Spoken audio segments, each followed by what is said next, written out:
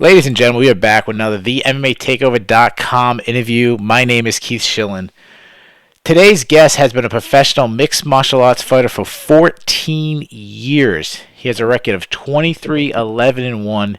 He is a veteran of both the WEC and the UFC, and he's making his 11th appearance in the octagon at UFC Fight Night 108 on April 22nd when he faces off against John Dodson. Ladies and gentlemen, Eddie Wineland. Eddie, how you doing, man?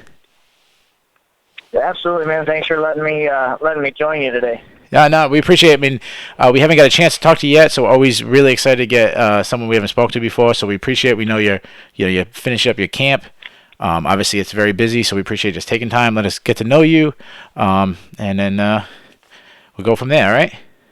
Absolutely, sounds great. So the first thing that always stands out to me, Eddie, is when I do my introductions of fighters, I always got to say the Crusher or the Pitbull or something like that. And how come 14 years you still ain't got a nickname? What's up with that? Yeah, I kind of have a it's not an official nickname, but my cornermen always call me the Honey Badger. Okay. I've just never been a big one for nicknames. My name is my name, and it is what it is. I don't associate myself with a nickname, I guess. There's a nickname in the gym and like I said with my cornermen, but that's about the extent of it. So where did the Honey Badger come from? Just because I watched a video on the honey badger and realized how much of a terrifying animal they are. I mean, you got a 40, 50-pound animal that'll take on a 400 or 500-pound lion and not really give a shit. Yeah. So that kind of became my mentality, was that thing is just badass. Okay, so is this your way of telling us that you're moving up to heavyweight? No. Okay. I do like to eat, and you know what? That's the hardest part of my training camps, is not being able to eat what I want to eat, and I always just trying to make the weight. I always do it. I always do it fairly easily, but sure. It's with a strict diet and not willingly. All right. Just to back up, we're filming this. It's April 12th. It's a little past 1 p.m. I don't know when people will be listening to it themselves. Obviously, we're right after UFC 210. Obviously, the big story is Daniel Cormier and his weight issue thing. You're weighing in a little over about a week and a half or so. What's your current weight? Any problems? Anything like that? No, I'm sitting about 150 right now, give or take, and yeah, it's about normal. A week out from the fight. Okay. I'm generally 15 pounds heavy, and I'll start my cut when I get into Nashville then on Tuesday. Okay. So let's back up right to the beginning. I mean, I know you've been asked this a million times in 14 years, but just in case somebody who's listening to this doesn't know, how did you get into mixed martial arts? Dude, I wrestled since I could walk. Okay. I wrestled since I was 6 years old, and all the way through high school. Once I got done with high school, I kept lifting weights and working out, but I didn't really have any direction. And a buddy of mine said, "Hey, why don't you come in and try this out? You might like it." And at first I was thinking, I might get hit in the face. Yeah, I don't know about that. Yeah. But truth be told, I don't mind it. I get hit in the head, and I just keep coming forward. Yeah. Call it stupidity or just call it toughness. I don't know what you want to call it, but it doesn't bother me a whole lot. We're fighting. I expect to get hit. If I'm not getting hit, well, I'm probably doing pretty good. But yeah, even in a win, you're gonna take a couple licks. Yeah, and if you're not getting hit, you're probably facing a bum. Exactly. So, I mean, when I look over your career, and I know you don't want to keep talking about 14 years ago, so we'll get through this real quick. But the first thing that jumps out to me is the beginning. You started off 3-4-1. I mean, I'm sure at that point you must have been like, you look, I don't want to be critical, but 3-4-1. Yeah. Most guys are 3-4-1. There was a point in time where I mean, again, I wrestled since I was little, and for some reason I just couldn't quite grasp the concept of the grappling side of things. I mean, I lost to an ankle lock, and I remember after that ankle lock, my boxing was getting really good at that time. I looked at one of my buddies and I said, "Listen, I think I'm just going to start boxing. I just want to start boxing instead of this. This just isn't for me." Uh-huh. And he sat me down, looked me straight in the face. He goes, "Don't be stupid." He said, "You have the potential to be great in this sport. Yeah. Just stick with it. Keep doing what you're doing. It's just a bump in the road." Yeah. So I mean, here we sit 14 years later. Yeah. I'm on the biggest stage. I fought for a world title. I've held a world title. Yeah. You know, I'm ranked, I think, 10th in the world right now. So Yeah. I think I've been as high as 4. So I mean, there was some truth to that. I did have the potential to do great things in the sport. Yeah, props to that friend to have you stick with it. I mean, like you just said, you've been doing this for a long time, do this professionally. You've headlined cards and everything, and you're one of the most exciting fighters. Whether you win or lose, it's always an exciting fight.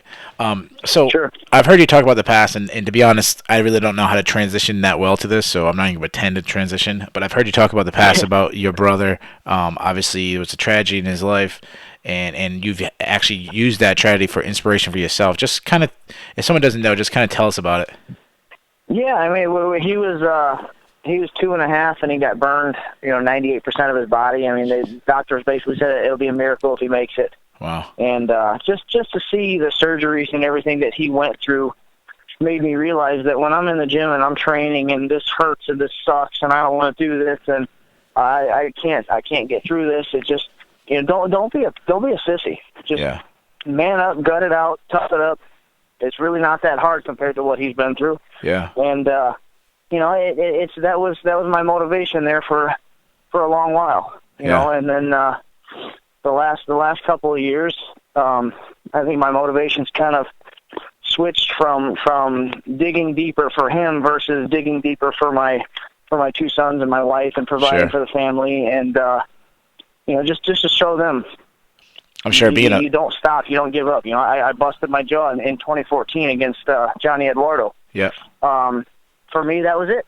That's the second time I broke my jaw. Is this worth it? I don't want to do it anymore. Yada yada yada. I had my son later that year, and kind of realized that the dad side of me took over. I need to prove a point to my boy. Just because you get knocked down, you get back up and keep moving forward. So that's why we sit here again today. Yeah, I mean, it's an incredible story. It's a tragic story. I think I'm a father myself. You're a father. I couldn't imagine my son. He's 2 years old himself. I couldn't imagine going through that. I couldn't imagine your family going through it. I'm sure being a father, you have a totally different appreciation for your parents and stuff, how they had to endure this. So, I mean, it's an incredible story. I appreciate you sharing that. I mean, it's not easy to share a story like that. So, let's talk about let's talk about your fighting. You've been on a roll right now. I mean, you're on a 2-fight winning streak. You got 2 knockouts against 2 good fighters, Frankie Saenz and Takeya Mizugaki. I mean, what has got you on this roll where you're just knocking guys out, just absolutely starching guys? I just, again, it all goes back to my boys. It kind of lit a fire under my ass again, and I just went back to my old forward pressure. I'm going to take a couple of licks, but as soon as I hit you, you're going to fall down type of fighting, constant forward pressure. Just kind of remotivated. It remotivated me, and it let me know that, yeah, you're an old man in the sport, but you're in no way, I'm not done yet. Mm-hmm.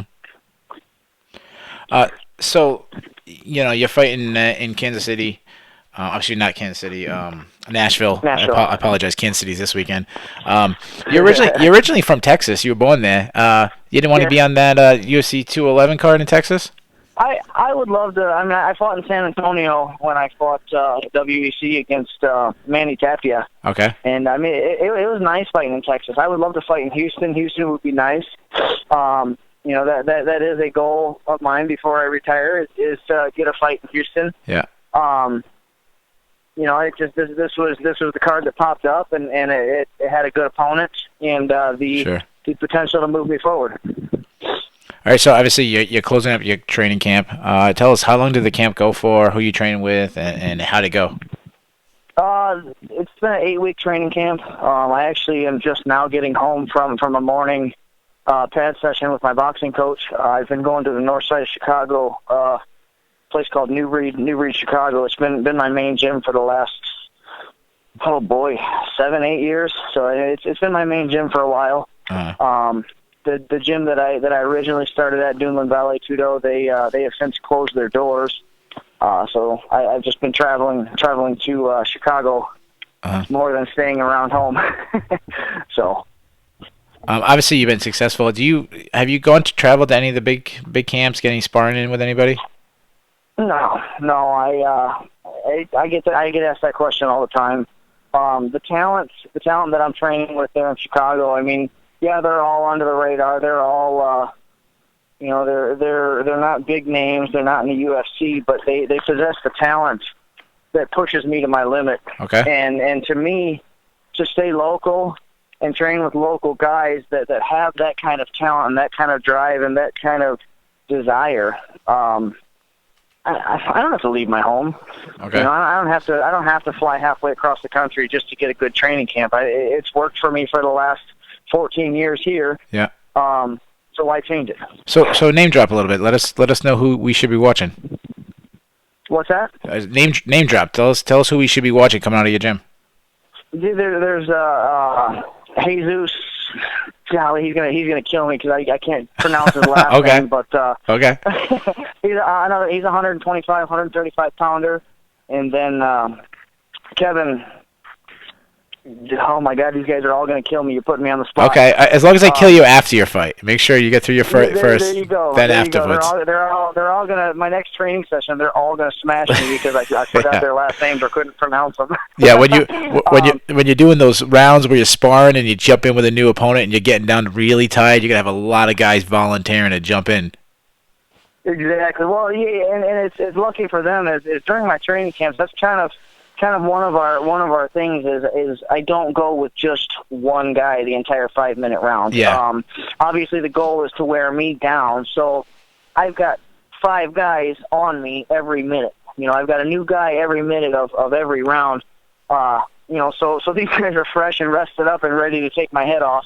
Yeah. And I'm just trying to get the hell away from them. Yeah, if you get that name wrong again, you gotta, instead of having 5 rounds with a separate guy, you got to get all 5 at the same time. Exactly. So obviously we talked about going to a big team. Your opponent John Dodson, he trains with Greg Jackson, obviously one of the biggest teams in the game. Sure. So let's talk about your opponent. Obviously he's a big name. He's a real good talent. He's challenged for the flyweight title twice. You know, he's now moved up to bantamweight. He's had mixed results, but he's been. You know, his last fight was in the the main event against John Lineker. Obviously, when you're watching film on him, you know what stands out that you have to be aware of, and then on the flip side, what advantage do you think you're going to have? You know, without obviously giving away your game plan. He's very fast, very athletic. I think he's a smaller guy. I think he's a true 125-pounder. But with that being said, that doesn't mean that you can't move up and be successful. Mm-hmm. He's been successful at both weights. He knocked out T.J. Dillashaw on the finale. Yep. That's a huge win. He's got big wins. He's got big fights. He has high-profile fights. He trains with a good camp. His coaches are smart. I think they're game planning for me. But I think the guy that they're game planning for just doesn't exist anymore. You know, we're always evolving, always changing things up. My movement is never the same; it's always different. So they're game planning for certain movements and certain techniques that just aren't there anymore. He's very good. He's very smart. He's in great shape. I think he has the speed advantage. I'll give him that, not by much, but. I think the strength advantage I think is going to go to me. Mm-hmm. I think we're pretty equal everywhere else. I think I'm a little more sharp on the feet. Okay. And more straight to the point, whereas he comes around, you know, with the looping punches and he tries to close the distance very fast because he is short. So it's going to be a tough fight. It's going to be exciting, and I think once I find him, I think he's going to go to sleep. Okay. Yeah. So you say you beat Dodson. You get 3 wins in a row. What's the idea? How many more do you think you need to get a title shot? It's hard to say. You never know. I've seen people that have went 4 or 6 fight win streaks and not gotten a title shot, and I've seen people that have gone 3 fight win streaks and gotten a title shot. Yeah. I'd be lying if I said I didn't want that belt, but at the same time, I mean, it's I want that money. You know, pay me. Yeah. I got a mortgage. I want to pay. I would like to own my house by the time I'm done fighting. Whether or not that's a reality, I don't know. But it all comes back to providing for my family. Yeah. I love to fight. I wouldn't have been doing it for the last 14 years if I didn't love to fight. Yeah. But It's. I signed a new 6-fight contract. Yeah. Whether that'll be my last contract or not, I don't know. I would like to say no, but you never know what the future holds. It's. I am 32. Yeah. Not old, but it's old for the sport. Sure. So let me give you some advice on how to make more money. Just work on the Irish accent. Work on what? I said work on your Irish accent. There you go. That seems to work pretty well, huh? Yeah, yeah. So, obviously, you already mentioned that you beat John Dodson. You got to skyrocket up the rankings. Obviously, it's a big name. Big Sure. feather in your cap. I got to ask. Do you want anybody else next? Like, is there a plan to call anybody out? Anything like that? There's no plans. I've in the past I have thought about who I want to fight and who makes sense for me, but again, it's if I keep winning, they keep giving me better opponents. They keep moving me up the ladder. Sooner or later, they can't deny me that title shot. Sure. So just I don't want to fight. I don't want to fight the day one guys. I want to fight the established guys. I want to Sure. fight the top 5 guys. That's always been the guy I was. Faber, Benavidez, Pickett, Jorgensen, fought them all, Yeah. and that's what I want. I don't want to walk away from my career going, I floated around fighting these bums that were just coming in. No, I floated around fighting the best of the best, so that when I walk away, I know that I was one of the best. Yeah. Yeah, I think you're selling yourself short. You didn't mention some other guys that you fought, some top guys, Joseph Benavidez, Renan Barão. You fought some killers. Sure. So let's talk. That should be everybody's mentality. Yeah. If you want to come in here just to fight these day one guys, and you don't want to fight the best of the best, I want to fight the number one guy every time. That's the guy I want to fight. I want to fight the guy who's sitting on the top. I want to fight the king. Okay. That's where I want to be sitting. So just for the record, no plans of calling out CM Punk. No, I mean, maybe if it's a big money fight. Okay. You might be able to pay off the house. I'm not heavy enough for that. I'm heavy for 135, but I am very, very small at 170. Yeah, I don't even think I could make 170. Yeah, I still don't think you'd have a problem. So let's talk about outside the octagon. Are you still? Yes. You were a firefighter. Are you still doing the firefighting? Yes. Yep. Full time. I actually worked yesterday. I got to work tomorrow. I work on Saturday, and then I'll be leaving out Tuesday for Nashville. Wow. That to me is outstanding. And crazy to think. Like, how do you balance out being a top fighter? You're not the only guys who've done this. Chris Lytle is a guy that was a firefighter for a really long time. The heavyweight champion of the world, Stevie Miocic, he's a firefighter. Yep. It's like, what's the deal? Yep. So now I do this. I'm also a police officer, and I'm like, dude, where's our police officers at? Like, what's up with all the badass firefighters? Where's the police officers at? Well, the schedule of a firefighter makes it much easier to train full time. I work 110 days a year. Yeah. So the other 250, 260 days, I can be at the gym and training. Yeah. So I can potentially train full time because anybody who trains MMA knows that you need a rest day. Not that I'm going to the firehouse and just falling asleep as a rest day. I still go to the firehouse and I work out and we check trucks and we do chores and we run calls. We do what we need to do. Sure. But compared to the work that I'm putting in outside, unless we have a working structure fire, I'll give them. Yeah. A working structure fire is really gonna kick you in the nuts. Yeah. But for the most part, I just use them as an active rest day. I continue doing my job, and then rest up for the next day. I go and get my ass kicked. I go back to work and active rest day, and get ready for the next day. Yeah. So, for everyone here at the staff at the MMA Takeover, we want to condemn you for your bravery and all firefighters. Obviously, I was just joking about where's my police officer at, but I've Sure. worked besides firefighters, and they're some of the bravest guys in the world. They run into burning houses to save people. So, credit to you for doing that. That's even harder than going in and fighting the Renan Barão. Well, they're not all mentally stable. Yeah. For a guy to run into a house that's burning that everybody else is running away from. Yeah. There's something to be said for that. It's a special person. I joke when I say mentally unstable, but Yeah, they're nuts. Yeah. They're absolutely Well, nuts. I mean, it's a special anybody person. who's ever been into an active working structure fire knows that it can get pretty hairy. Yeah. And for those guys to lay it on the line and run in there and save this guy's house or save this guy's cat or whatever it need be, that's a special breed of person. Yeah, no, definitely. Any firefighter is a very special person. And I know for all the public, we appreciate everything you guys do. So you obviously you work full time, you train full time. You're a father, you're a full time father. You have a family to take care of. You get any free time? What do you like to do? Read, video games, what? I know that doesn't sound like you have a lot of free time, but my free time is I've got 3.5 acres, so I do a lot of lawn mowing in the summertime. Okay, so not necessarily. I'm pretty heavy into freshwater stingrays.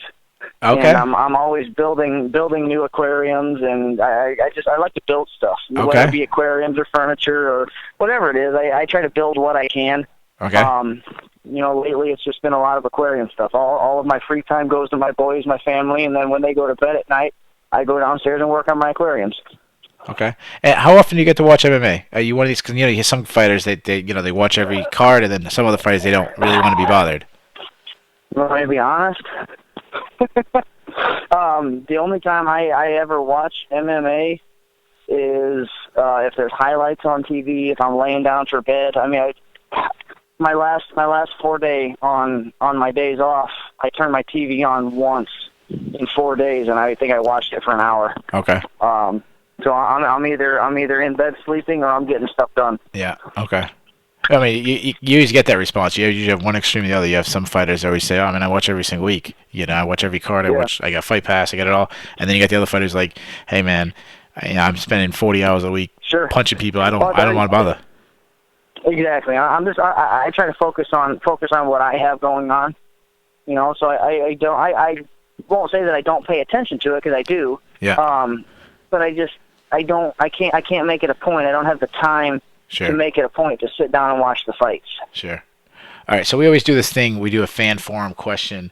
We ask a fan to ask a question for you. This one comes from Jason Coton. I might be pronouncing that wrong. I apologize. He's from Hanford, California. Right. He asks, how often do you get recognized in public, and what was the best and worst fan interaction you ever had?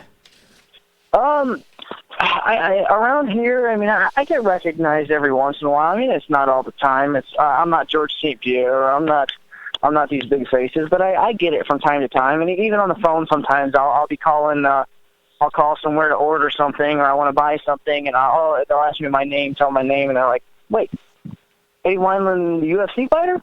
Yeah, that's me. I'm not gonna lie. That's always nice when that happens. Sure. I usually get a better deal that way. Yeah. But okay.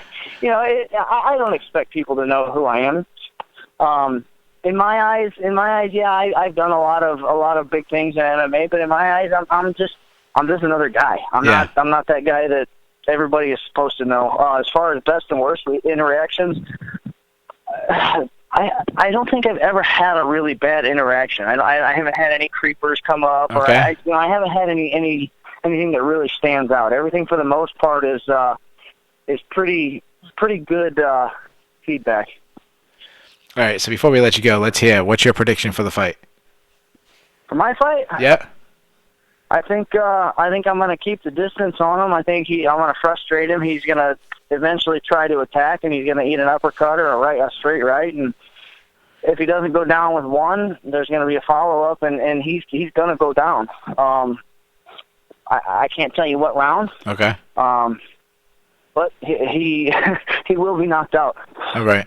I always have to ask that question for all the people listening who like to gamble on the fights. They always make sure you get that in. So there you go, all the gamblers. Make sure you take Eddie. You take him by knockout, and you're going to get a big payday.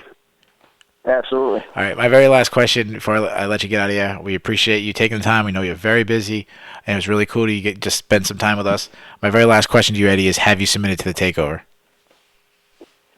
My name is Eddie Wineland, and yeah, I have submitted to the takeover.